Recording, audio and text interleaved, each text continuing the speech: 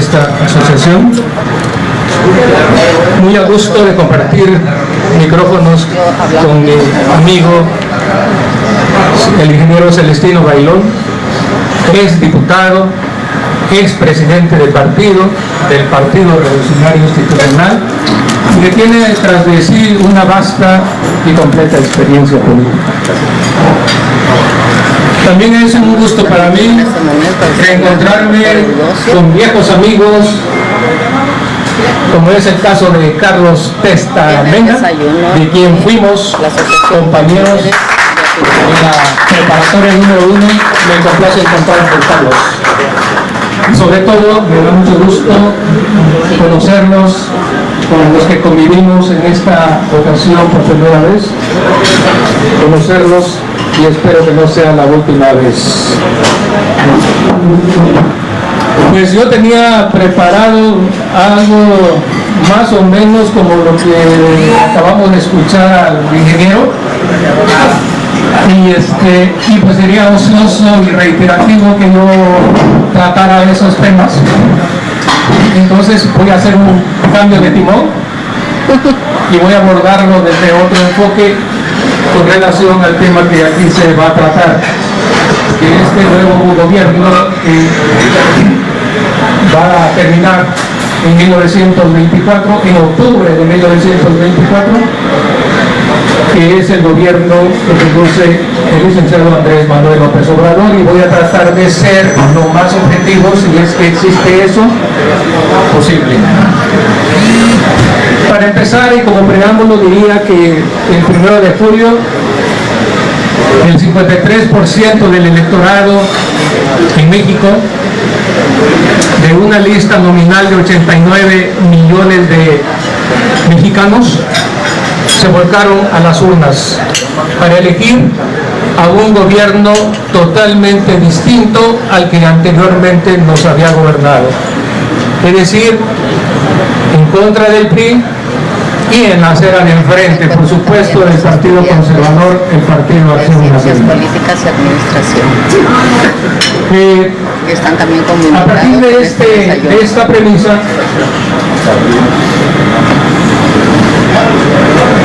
que el candidato en ese tiempo enarboló un discurso de combate a la corrupción y al neoliberalismo, porque mencionaba que era el causante de que hubiera tantos pobres en México, y no le faltaba razón, por supuesto, porque el neoliberalismo está basado en la competencia. El neoliberalismo premia a los competentes y castiga a los ineficientes. Pero no toma en cuenta que en este mundo no todos los individuos tienen la misma oportunidad de acceder a una educación de calidad y a las oportunidades de trabajo. Luego entonces se confabulan cuestiones del sistema y del origen de las familias, que no permiten que todos los individuos puedan acceder a mismo nivel de piso a las oportunidades laborales y o a las oportunidades económicas. Entonces, desgraciadamente, allí, como dijo el ingeniero Bailón, es cuando entran en juego las políticas keynesianas, es decir, de una mayor intervención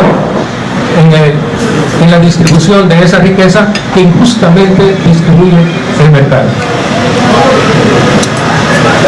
Parece ser que con este gobierno trata de poner en juego esas políticas contracíclicas para remediar los grandes males que aquejan al país, el de la pobreza, el de la desigualdad. Pero sería muy amplio si yo me enfrascara en ese tema. Creo que necesitaríamos todo un día para tratar cada uno de los segmentos o de las aristas que atiende esta problemática. Así que voy a optar por lo más corto, por lo más sano, y voy a tratar de enfocar mi disertación en torno a lo que prometió Andrés Manuel de candidato y a lo que hoy está ejerciendo como gobierno. De esa manera acoto yo esta intervención. Y voy a partir del hecho de lo que nos informó cuando cumplió 100 días de gobierno. ¿Sí? Por cierto, esa estrategia de informar a la población, que todos sabemos, nace en Estados Unidos, ¿sí?, con Roosevelt allá por la década de los 30, es decir, informar al pueblo, ¿no?, de lo que el gobierno está haciendo en el corto tiempo. Pero parece ser que Andrés Manuel se la tomó muy en serio y nos tiene frente a la tele todos los días a las 7 de la mañana. Eso no es justo. Entonces, ahí en el informe de 100 días, él mencionaba concretamente de 3 reformas: la ley de extinción de dominio, las modificaciones al artículo 19 para tipificar como delitos graves el robo de combustible, la corrupción y los delitos electorales, y la creación de la Guardia Nacional. Digo, tomo este punto porque sé que hay muchos abogados aquí. Entonces, con relación al primero, creo que sí está dando resultado, porque el fiscal de la Unidad de Inteligencia Financiera, Santiago Nieto, creo que está actuando en consonancia con ese precepto, con esa reforma, y ya tiene embargado a varias cuentas, tiene congeladas a varias cuentas de supuestos huachicoleros o supuestos delincuentes de cuello blanco. Enhorabuena. Con relación al segundo punto, las modificaciones del artículo 19 que castiga el robo de combustible, ahí yo retomé del informe de Andrés Manuel ahora en los 100 días que se iban a ahorrar, con la estrategia que armó para combatir el huachicoleo, se iban a ahorrar 50.000 millones de pesos. Y se armó una estrategia que consiste en cerrar los ductos para usar el traslado a través de pipas del combustible. Válgame Dios. Eso eleva 14 veces más el valor del combustible.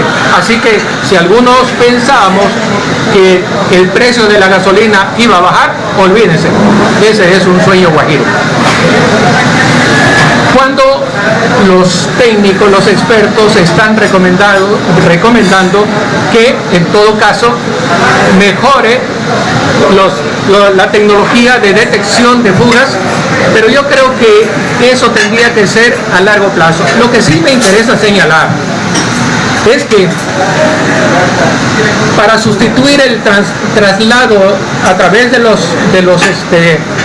ductos del combustible y evitar el huachicoleo,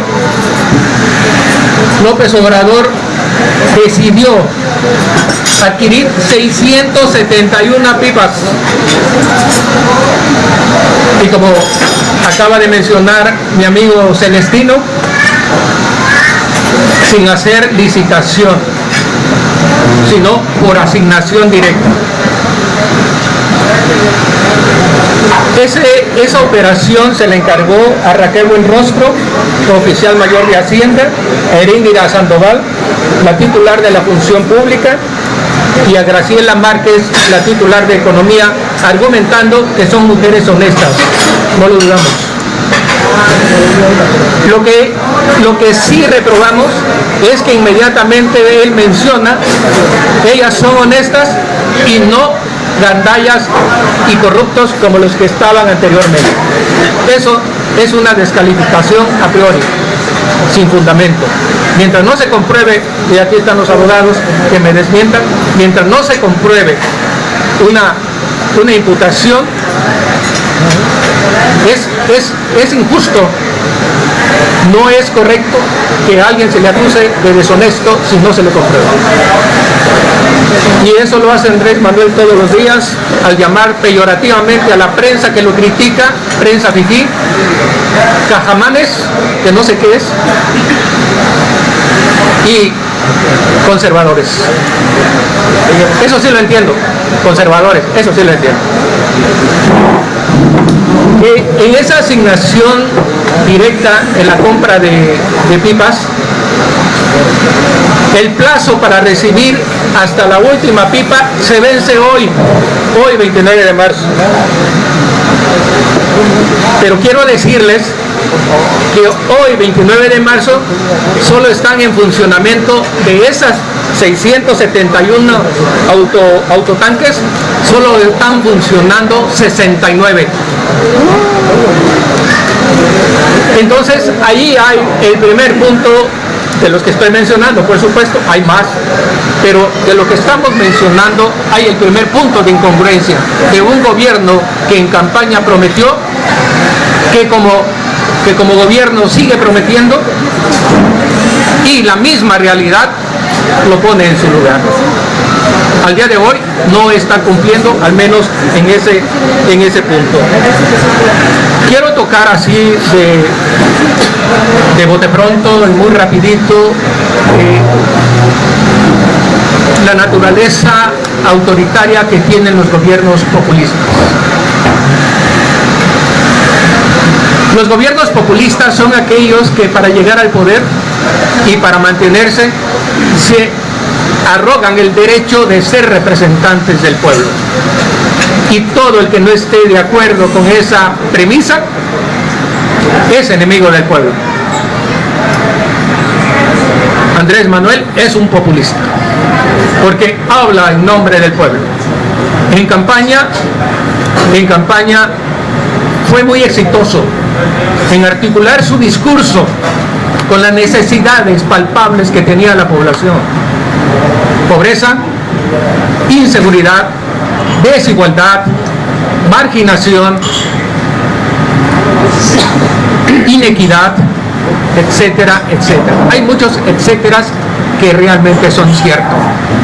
Y que el gobierno priista, también hay que decirlo, que me perdone Celestino, pero él lo sabe, el gobierno priista de Peña Nieto no atendió esas demandas, sino que le echó más gasolina a la hoguera de la corrupción.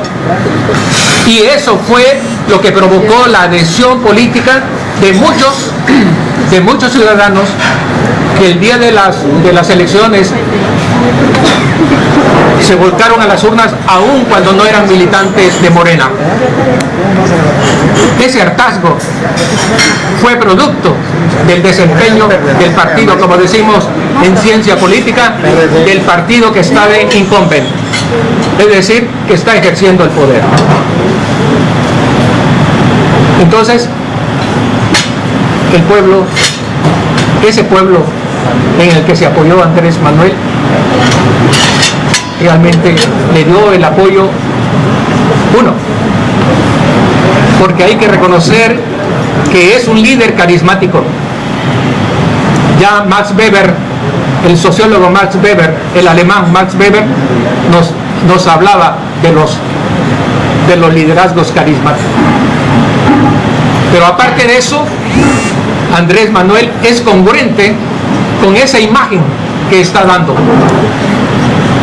Lo que sí no le funciona es que su planeación está a ras de suelo, sin perspectiva de futuro, sin un ápice de modernidad.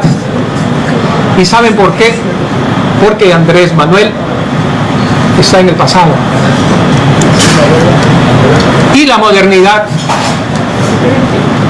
exige cambios de la estructura anacrónicas pasadas, el uso de la tecnología y hacia la inserción exitosa del entramado global.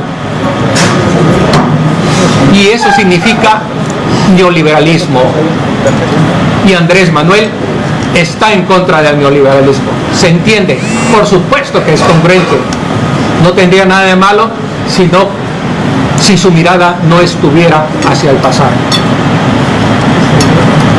Luego entonces, ya para terminar,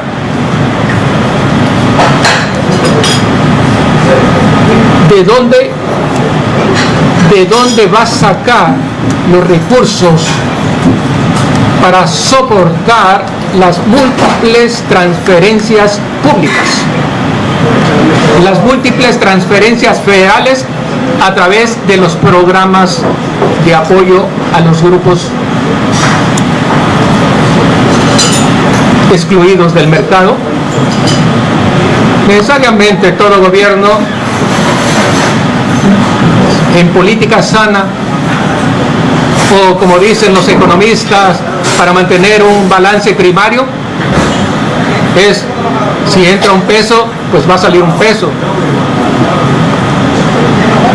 ¿De dónde va a sacar si la tasa de crecimiento apenas puede llegar al 1.5 y todavía lo dudo? ¿De dónde va a sacar inversión, montos, recursos para la inversión si las calificadoras ya nos pusieron el dedo en la empresa estatal más importante del país, que es Pemex, porque no es capaz de solventar por sí sola su deuda, que rebasa los 106 millones de dólares? 106.000 millones de dólares. Entonces, ¿de dónde? Necesariamente tendrá que echar mano de la bolsa destinada a los programas federales. Luego entonces, no nos asombremos que dentro de poco tiempo nos anuncien más recorte del gasto público.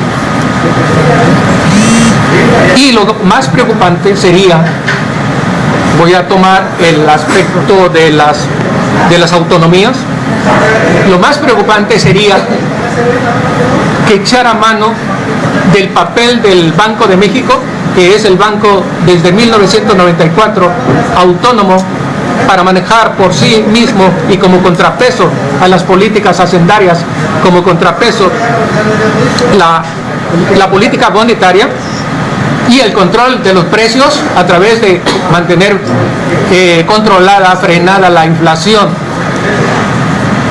¿De dónde va a sacar López Obrador dinero? Yo la otra vez decía en la radio que los que tenemos nuestra pensión en las Afores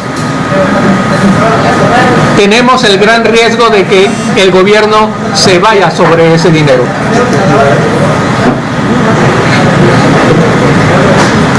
O bien de los fondos de reserva para cubrir las deudas, para salir del paso. En concreto, el panorama económico del país no es estable. Como dice el ingeniero, comparto con él, algunos por nuestra edad ya vivimos la crisis que tuvo México en la década de los 80, derivada del manejo irresponsable de las finanzas por parte de dos sexenios populistas. Y ahora le decimos, sabemos los resultados de los gobiernos populistas y los que ya experimentamos el coleteo del dragón, ya no queremos volverlo a vivir. Luego entonces no hay una exposición teórica, hay una exposición empírica de esos hechos que no nos gustaría vivir. Yo ahí la dejo. Muchas gracias.